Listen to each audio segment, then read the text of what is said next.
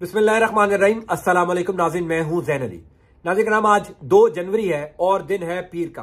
पाकिस्तान के सियासी मामलात में जब हवाओं का रुख तब्दील होता है तो फिर हर तरफ से, हर इदारे से अच्छी खबरें आना शुरू हो जाती हैं। और जब हवाएं आपके खिलाफ चल रही हो तो फिर किसी जगह से भी, किसी इदारे से भी कोई अच्छी खबर नहीं आती। आपको याद होगा जब इमरान खान को इक़्तिदार से निकाला जा रहा था तब हर जगह से, हर इदारे से, यहां तक कि पूरा मीडिया भी इमरान खान के खिलाफ था। कोई एक इदारा ऐसा नहीं था जहां से इमरान खान के हक में कोई खबर आ रही हो, चूंकि उस टाइम इमरान खान के मुखालिफ सिमत में हवाएं चल रही थी। गुज़िश्ता एक हफ्ते के अंदर हवाओं का रुख तब्दील होता हुआ नजर आया है। एक हफ्ते के अंदर इमरान खान के हक में बड़ी अहम डेवलपमेंट्स हुई हैं, बड़े अहम फैसले हुए हैं। और खास तौर पर नया साल शुरू होते ही, आज नया साल का दूसरा दिन है, 2 जनवरी है, इमरान खान को नए साल की पहली कामयाबी मिल गई है। अब से कुछ देर पहले अदालत की जानिब से बहुत बड़ा फैसला आ गया है। मैं अक्सर ये बात करता हूं कि पाकिस्तान की सियासत में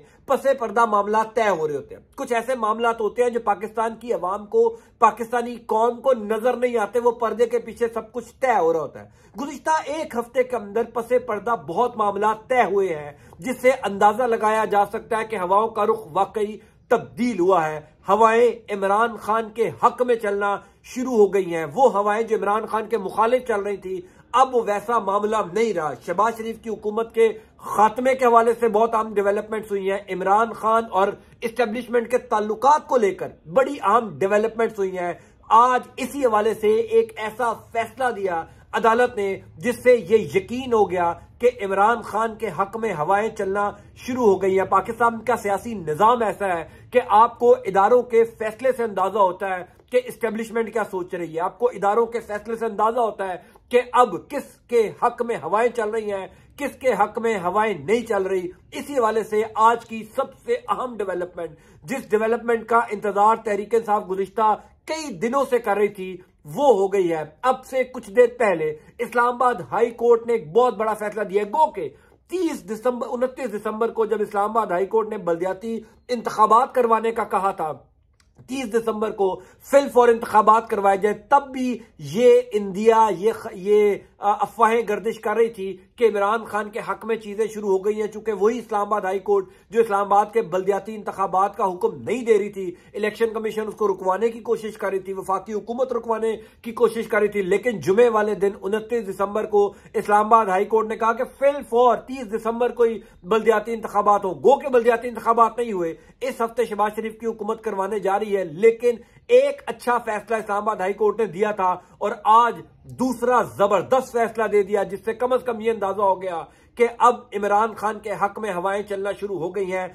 सेनेटर आजम सवाती साहब के हवाले से अब से कुछ देर पहले इस्लामाबाद हाई कोर्ट में बड़ी अहम समाअत थी। तकरीबन 47 मिनट की यह समाअत रही। बाबर अवान तहरीक इंसाफ के वकील, उन्होंने जबरदस्त दलाइल दिए, फैसला महफूज किया गया। 1 बजे, यानी अब से तकरीबन 1.5-2 घंटे पहले दोपहर को 1 बजे फैसला सुनाया गया कि आजम सवाती साहब की जमानत मंजूर कर ली गई। आजम सवाती साहब का केस इस हवाले से बड़ा इंपॉर्टेंट था क्योंकि वो केस का डिसीजन बताएगा कि इमरान खान के ताल्लुकात एस्टेब्लिशमेंट से कैसे। सबको पता है कि आजम सवाती साहब के ऊपर FIR किसने करवाई, उनको जेल में किसने रखा। बलूचिस्तान हाई कोर्ट ने आजम सवाती साहब की जब जमानत मंजूर की तो सिंध का एक सरकारी तैयारा ऑलरेडी बलूचिस्तान आजम सवाती को लेने पहुंच गया। आजम सवाती साहब सिंध गए, उनके खिलाफ वहां पर 45-50 FIR कट गई। यानी सबको इस बात का अंदाजा था कि आजम सवाती साहब को जेल में कौन रख रहा है, चूंकि इमरान खान के ताल्लुकात उन लोगों के साथ सही नहीं थे। अगर इमरान खान के ताल्लुकात ठीक होते तो शायद ये नौबत ही ना आती, शायद आजम सवाती साहब इससे ज्यादा सख्त ट्वीट कर देते तो भी कुछ ना होता। लेकिन चूंकि इमरान खान के ताल्लुकात ठीक नहीं थे, हवाएं इमरान खान के मुखालिफ चल रही थी, इस वजह से आजम सवाती साहब को गुज़िश्ता 2-2.5-3 महीनों से जेलों में रखा गया। उनके साथ जो कुछ हुआ वो सबने देख लिया। आजम सवाती साहब ने जेल से chief justice Islamabad high court Aamir Farooq साहब को खत भी लिखा।